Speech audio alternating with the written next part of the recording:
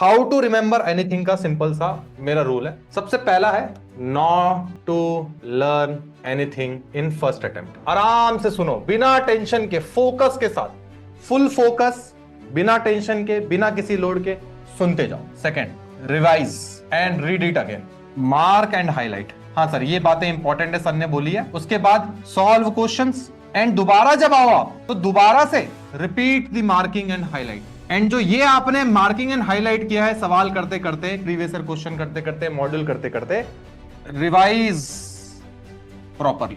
तो है actually 4 step, मैंने 5 लिखा है। ये दोनों स्टेप एक साथ हो सकता है, ऑब्वियस सी बात है। ये स्टेप्स आपको ध्यान रखना है, आपको एक बार में याद करना ही नहीं है, करना नहीं है भाई। मैं सिंपल बता दे रहा हूं, मैं तेरे दिल की तसल्ली के लिए और तुझे सुनने में मजा आ जाएगा कि एक ही बार में याद कर ले, पॉसिबल नहीं है। मुझे पता है पॉसिबल नहीं है, हर एक बच्चा नहीं कर सकता और हर किसी से होती भी नहीं है। हाँ, किसी से होती है, एक्सेप्शनल, वेल एंड गुड, मैं उनकी रेस्पेक्ट करता हूं।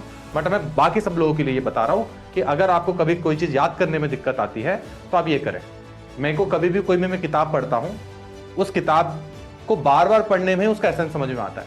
कोई किताब एक बार पढ़ के तो समझ में नहीं आती है, एक बार पढ़ के मुझे तो नहीं आती भाई। मैं तो अपने आप को सिंपल मान लेता हूं कि मेरी आईक्यू उतनी नहीं है कि मैं किसी भी चीज को एक बार में समझ सकता हूं। मैं ये एक्सेप्ट कर चुका हूं बचपन में। आप ये जितना जल्दी एक्सेप्ट कर लें उतना अच्छा है।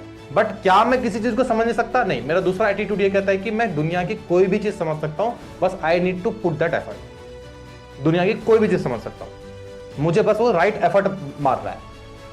वो सामने वाला एक बार कर रहा है, करने दो, बहुत बढ़िया, नमस्ते, बहुत अच्छे हैं आप, कोई दिक्कत नहीं। मेरे से 2 बार में होगा, मैं 2 बार करूंगा। मेरे से 3 बार में होगा, मैं 3 बार में करूंगा। मेरे से 4 बार में होगा, मैं 4 बार में करूंगा। मेरे को उतना एफर्ट मारना पड़ेगा। मुझे अगर ये करने में लिख लिख के घिसना पड़े, मैं लिख लिख के घिसूंगा, कोई दिक्कत हो ना।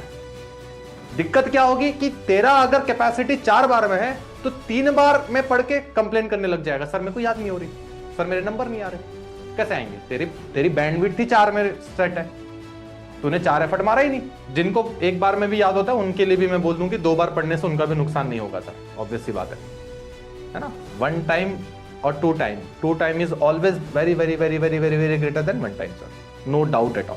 तो ये आप फॉलो करें। पहले में आप क्लास में ध्यान से सुने, ध्यान से समझें सर क्या बोल रहे हैं, घर जाके आराम से नोट्स बनाएं उसको। अभी जब तक सॉल्ट एनालिसिस चलेगा, सॉल्ट एनालिसिस के 10 से 12 लेक्चर चलेंगे, which will be around 1 month, क्योंकि अल्टरनेट डे में लग रही है क्लास। 1 महीना आप इत्मीनान से सॉल्ट एनालिसिस पढ़ो। इससे बेस्ट रिटर्न ऑन इन्वेस्टमेंट आपको नहीं मिलेगा, क्योंकि ये 2 सवाल आपसे बनने ही बनने हैं, बनेंगे ही बनेंगे सर आपसे। और ये 2 सवाल करने में आपको ज्यादा समय लगेगा भी नहीं। इस साल के मैं लिटरली बताऊं, इनऑर्गेनिक के जो 11 क्वेश्चन थे ना सर, वो 5 मिनट के सवाल है। 5 मिनट में मैंने बहुत ज्यादा बोल दिया भाई, 3 मिनट के सवाल है वो, 3 मिनट के। जे एडवांस के जो 11 क्वेश्चन है 3 मिनट में हो जाएंगे वो सारे सवाल, क्योंकि 11 सवाल फिजिक्स के भी तुझे सेम नंबर देके जाएगा। ऐसा तो नहीं है कि इनऑर्गेनिक के सवाल तुझे कम नंबर देके जाएगा। तो नंबर वाइज बता, 3 मिनट में उतने नंबर तुझे कोई सब्जेक्ट ला के दे सकता है तो मुझे बता दे भाई। अब इसकी वैल्यू जितने जल्दी, मैं 1000 बार बताऊंगा तुझे, तब तक बताऊंगा जब तक तेरे खून, नाक, आंख से सब जगह से खून ना निकल जाए, क्योंकि तेरे जहन में बसना चाहिए वो।